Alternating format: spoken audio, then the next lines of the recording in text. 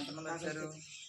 1 2 3 4 6 7 ప్రార్థన చేసుకుందామమ్మా. సర్వశక్తిమంతుడా, సర్వోన్నతుడమైన తండ్రి, స్తోత్రాలు ప్రభా, వందనాలు నాయన.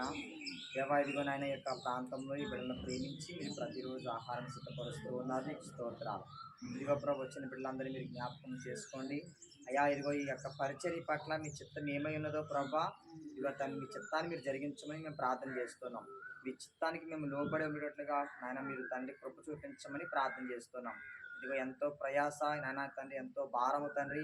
మరి ప్రతిరోజు నాయన 10 కిలోమీటర్లు తీసుకొని రావాలి, ఉదయాన్నే లేచి టిఫిన్ వండాలంటే చాలా శ్రమనైనా. ఇదిగో ఈ పరిచర్య, ఈ సేవ అంతా మీరు చూస్తూ ఉన్నారు తండ్రి, నీకు స్తోత్రాలు. ఇదిగో ఈ పరిచర్య మీరు ఆశీర్వదించండి.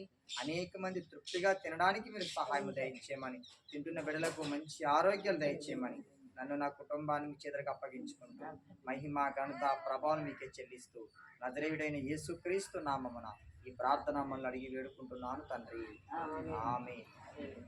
అమ్మ, అందరికీ అమ్మ, ప్రతి నెల మాకు 5,000 6,000 మధ్యలో ఖర్చు అవుతుంది. ఖర్చు గురించి పక్కన పెడితే గ్యాస్ దొరకట్లేదు. తర్వాత ఉదయాన్నే లేచి చేయాలంటే చాలా దేవుని పరిచర్య. నిర్లక్ష్యం చేయొద్దు. దేవుడి కార్యం ఇది, దేవుడే జరిపిస్తున్నాడు. మనుషులు మనం చేయలేం. సమయానికి మాకు బలాన్ని ఇచ్చి గ్యాస్ లేకపోయినా కూడా మీకు టిఫిన్ ఆపట్లేదు ఇప్పుడు.